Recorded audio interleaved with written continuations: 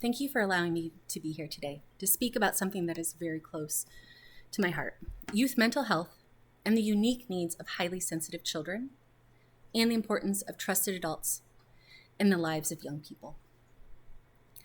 I stand before you not only as someone who cares deeply about children and families, but as a mother. A mother whose life was changed when I lost my 12-year-old daughter to suicide. There are no words that can fully describe the pain of losing a child. It is a loss that changes everything. It reshapes your understanding of the world.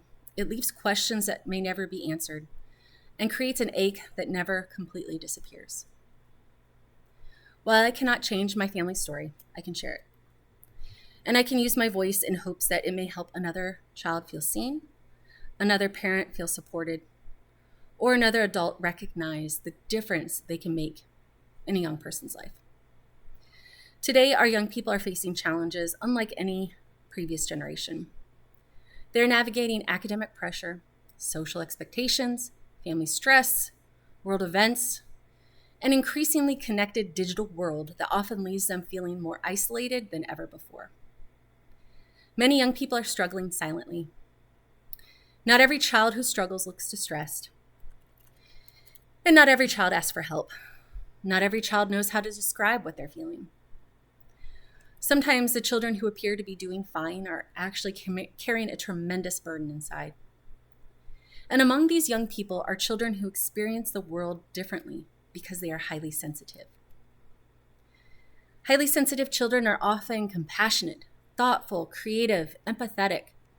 They notice things others may miss. They feel emotions deeply. They care deeply about others. But that same sensitivity can also make them more vulnerable to feeling overwhelmed. A harsh comment another child may brush aside can linger with them for days. A disappointment can feel enormous. Conflict can feel unbearable. They may also absorb the emotions of the people around them and struggle to separate their own feelings from those of others. Sensitivity is not a weakness. I want to repeat that because it's so important. Sensitivity is not weakness. It is strength. But like any strength, it needs understanding, support, and guidance. Highly sensitive children need adults who recognize their emotional experiences as real and important. They need adults who listen rather than dismiss. They need adults who understand that saying, "You're too sensitive," does not teach resilience. It teaches shame. What helps children develop real resilience is feeling understood. When a child feels when a child feels safe enough to say, "I'm struggling," and is met with compassion rather than judgment, they learn that difficult emotions can be managed rather than hidden. This is where a trusted adult becomes essential. Every child needs at least one trusted adult in their life. One person they know will listen. One person they know will care. One person they know will go without fear, they can go to without fear of criticism, punishment, embarrassment, or rejection. For some children, that trusted adult is a parent.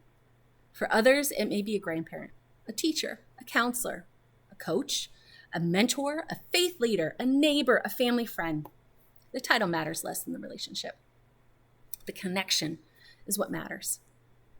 So what does it mean to be a trusted adult? A trusted adult is someone who creates emotional safety. They listen more than they lecture. They seek to understand before they try to solve. They validate feelings instead of minimizing them. They show up consistently. They keep communication open. They notice changes in behavior. They ask questions. And perhaps most importantly, they're willing to have the difficult conversations. Being a trusted adult does not mean having all the answers. Many of us worry that if a child tells us they're struggling, we won't know what to say. The truth is that young people are often not looking for perfection. They're looking for presence. They don't need someone who can fix everything. They need someone willing to sit beside them while they navigate the hard things. Sometimes being a trusted adult sounds like, "Tell me more about how you're feeling. I'm glad you told me. You're not alone. I'm here with you, and we'll figure this out together." Those simple words can communicate hope at a moment when a young person feels hopeless. As a mother, I often reflect on the importance of connection. I think about how many children are carrying invisible struggles. I think about how many are afraid to speak because they don't want to disappoint their families, burden their friends, or be judged by others. And I think about the power of one caring adult who notices, asks, listens, stays connected. We may never fully realize the impact we have on a child's life. A conversation that seems ordinary to us may be remembered by a person for years. A small act of kindness may become a lifeline. A simple question asked at the right moment may open a door that has been shut for a very long time. That's why I encourage every adult here today to be intentional. Check in with the young people in your life.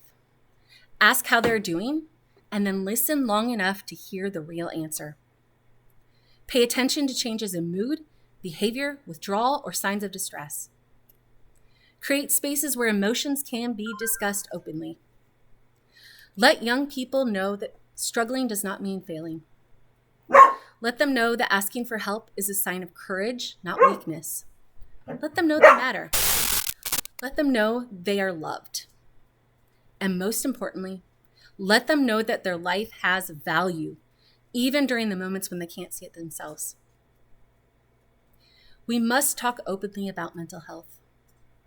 We must replace silence with conversation. We must replace stigma with understanding. We must replace judgment with compassion. Our children deserve that. Every child deserves to feel seen. Every child deserves to feel heard. Every child deserves to have a trusted adult who walks alongside them through the life's challenges. And every child deserves hope. As I close today, I want to leave you with this one thought. You may never know exactly what a young person is carrying, but you can be the person who helps lighten the load. You can be the safe place. You can be the listener. You can be the encourager. And you can be the trusted adult who changes the course of a child's life. In memory of my Dahlia, and in honor of all children struggling with mental health challenges, I ask each of us today to make that commitment, to listen more closely, to care more deeply, to speak more openly, and to ensure that no young person feels they have to face their struggles alone. Thank you.